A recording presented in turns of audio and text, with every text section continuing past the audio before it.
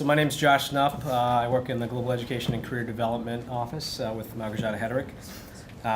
We're going to focus here for our portion on sending students abroad in particular, and the special things you need to think about when you're doing so.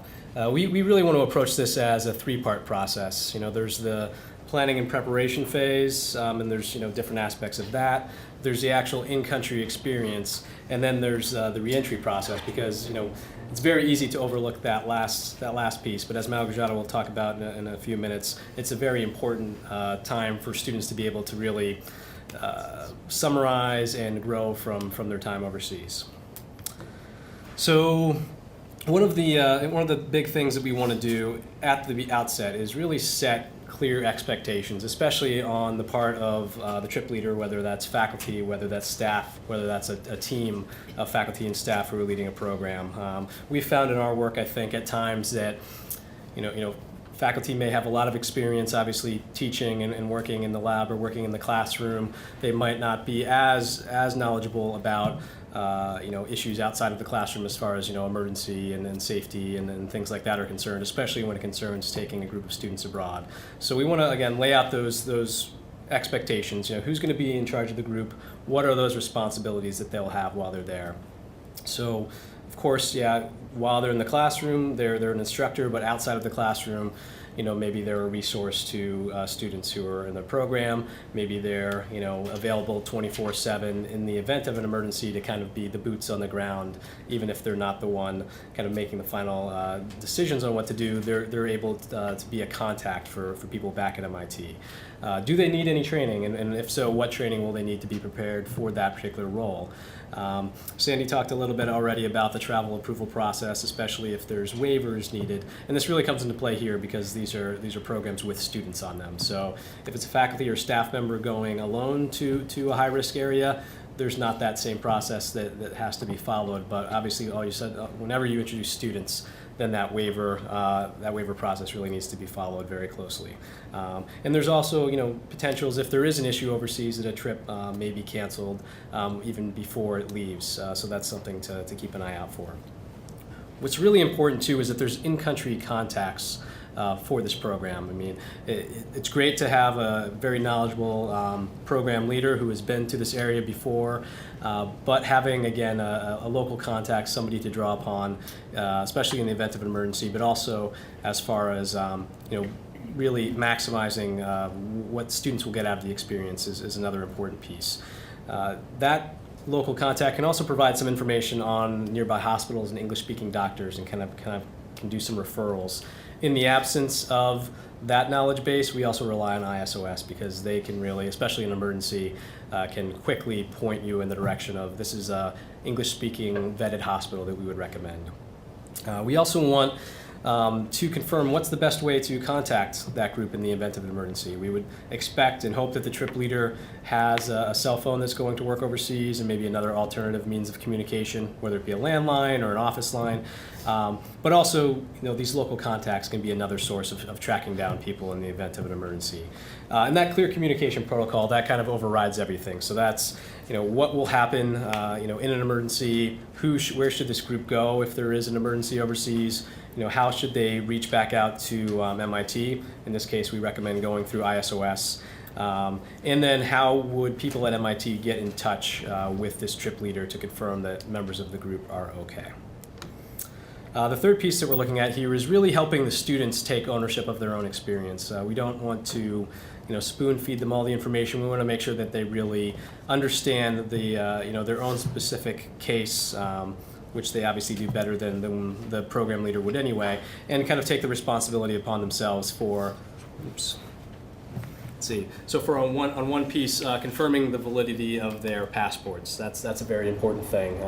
The typical, the standard rule of thumb is your passport should be valid for at least 90 days after the end of your program. A lot of students assume that's the case, but we ask that, thanks John, we ask that trip leaders really kind of push that and make sure students actually check to confirm that. In some cases, they may need a visa. Again, it's great as a faculty member to do so, some research on your own, but really also want to rely on the students to research their own process, to make sure that for their particular case they're aware of that. International students, as a rule, if they're traveling overseas, unless they're going back to their home country, they really need to check in with International Students Office. And this is because there could be visa implications. They may need to get a signature on their immigration documentation, or there may be other issues that ISO really are the experts in. From the financial side, again, just easy rule of thumb, make sure that the students inform their bank or their credit card of their travel plans. They set and stick to a budget. They have multiple sources of money. Those kind of all go without saying. The communication we talked a little bit about, but we see communication on the student side more as sharing information with your parents. I think parents are going to be feel much more at ease if they understand the amount of preparation that's gone into making students ready for an experience abroad, but they also understand where the students are going to be generally, how to contact them if they need to reach them. And we also tell students, you're going to be overseas, you're going to be very busy, you're probably not going to be in touch with mom and dad as often as you are back on campus here. So make sure they understand that, make sure they know how to best reach you, both logistically but also from a frequency standpoint. From the health and safety standpoint, again, I won't get into this too much, but making an appointment at the travel clinic if needed is important, and Dr. Heller will talk more about that. Confirming that you have, and the students themselves have, adequate health insurance coverage while they're abroad. Most private insurance, Blue Cross Blue Shield, the MIT Extended Plan, those all work overseas, but they, often there is an out-of-pocket upfront cost. There are networks and there are other ways to kind of mitigate that, but it's important that students know, especially what the reimbursement process is and what is and what is not covered. And since, many students are going to have different types of health insurance or different providers, and again, we really rely on them to do that legwork. It's important to know and be confident about the local health and safety issues as well. Those differ by country. Some seem to be common regionally or just broadly, but generally it's good to know what are the health and safety concerns specific to the country or even city or even neighborhood to which this program is going. And going along with that, it's important to familiarize the students to familiarize themselves, as well as the program leader, not only with the local laws and how those might apply and manifest themselves, but also with cultural norms. Because those are, even though they're slightly different, there can still be some challenges there.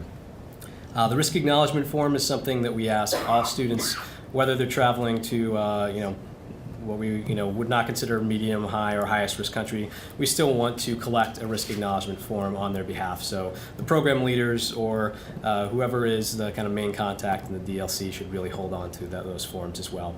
I manage a system called MIT Horizons. It's a travel registry that we use for students. So if there is a program going, even if it's a one-time trip, if there's several students going on that program, I would love to have them entered in this travel registry. So if you reach out to me directly, what I can do is send a very brief template that just has some basic information about students. I upload these students to the system, and then the system actually prompts them to go in and fill out emergency information. The nice thing about this is Dr. Heller, Sandy, all of the Deans on Call, all of these entities at MIT have access to that system in an emergency and can quickly get access to that information for the particular students. But the students themselves and the program leaders will have access to that information as well, and they can pull that. And then finally, registration in a couple of other places.